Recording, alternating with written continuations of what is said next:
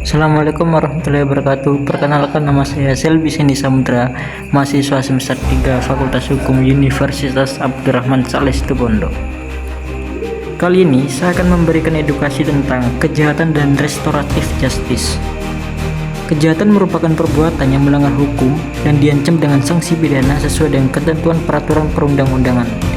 Dalam sistem hukum pidana, setiap perbuatan yang memenuhi unsur tindak pidana pada umumnya diselesaikan melalui proses peradilan yang berujung pada pemidanaan terhadap pelaku. Selama ini, sistem peradilan lebih menitik beratkan pada pemberian hukuman sebagai bentuk pembalasan atas perbuatan yang dilakukan oleh pelaku kejahatan. Pemidanaan dianggap sebagai cara utama yang memberikan efek jera dan menjaga ketertiban masyarakat. Namun dalam praktiknya, pendekatan tersebut tidak selalu mampu menyelesaikan permasalahan secara menyeluruh. Korban seringkali hanya diposisikan sebagai saksi dalam proses peradilan tanpa mendapatkan pemulihan yang memadai atas kerugian material maupun psikologis yang dialaminya. Di sisi lain, pelaku yang telah menjalani pidana tidak jarang kembali melakukan tindak pidana karena akar permasalahan tidak benar-benar terselesaikan.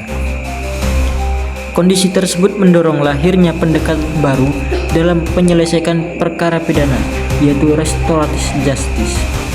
Restoratif justice merupakan pendekatan yang menitik beratkan pada pemulihan keadaan akibat tindak pidana dengan melibatkan pelaku, korban, dan masyarakat dalam proses penyelesaian perkara.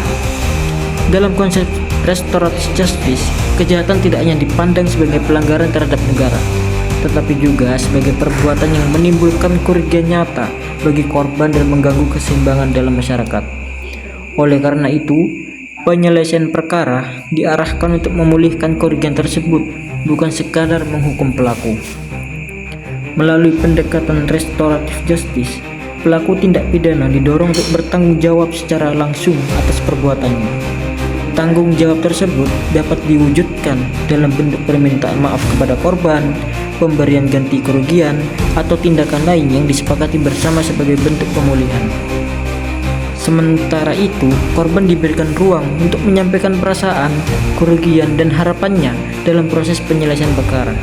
Dengan demikian, korban tidak hanya menjadi objek dalam sistem peradilan, tetapi berperan aktif dalam mencapai keadilan yang dirasakannya. Namun kita perlu pahami bahwa tidak semua tindak pidana dapat diselesaikan melalui restoratif justice. Pendekatan ini umumnya diterapkan terhadap tindak pidana ringan, perbuatan yang tidak menimbulkan korban jiwa, kerugiannya yang relatif kecil, serta pelaku yang baru pertama kali melakukan tindak pidana. Selain itu, penerapan restoratif justice ini mensyaratkan adanya kesukarelaan dari korban dan pelaku. Artinya, penyelesaian perkara hanya dapat dilakukan apabila kedua belah pihak sepakat untuk menyelesaikan konflik melalui mekanisme pemulihan dan perdamaian. Di Indonesia sendiri, penerapan restoratif justice memiliki dasar hukum yang jelas. Pendekatan ini diatur dalam Peraturan Kepolisian Negara Republik Indonesia Nomor 8 Tahun 2021 tentang penanganan tindak pidana berdasarkan keadilan restoratif, serta Peraturan Kejaksaan Republik Indonesia Nomor 15 Tahun 2020 tentang penghentian penuntutan berdasarkan keadilan restoratif.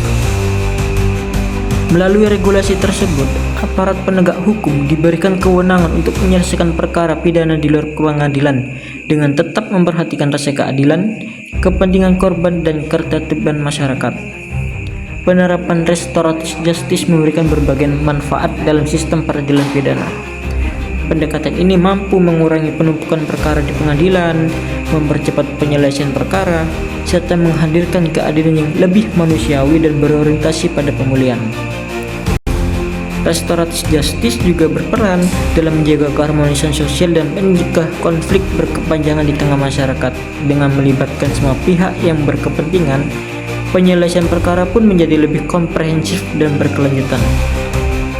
Sebagai penutup dari saya, dapat disimpulkan bahwa hukum pidana tidak hanya berfungsi untuk menghukum pelaku kejahatannya, tetapi juga memulihkan kerugian yang ditimbulkan dan menjaga keseimbangan dalam masyarakat.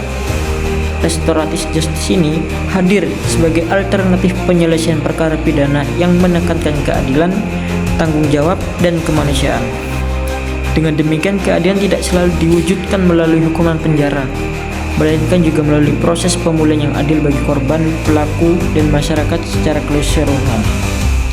Sekian dari saya, video edukasi tentang kejahatan dan restoratif justice ini. Mungkin jika teman-teman ada yang ingin didiskusikan, bisa kita diskusikan lebih lanjut. Sekian, assalamualaikum warahmatullahi wabarakatuh.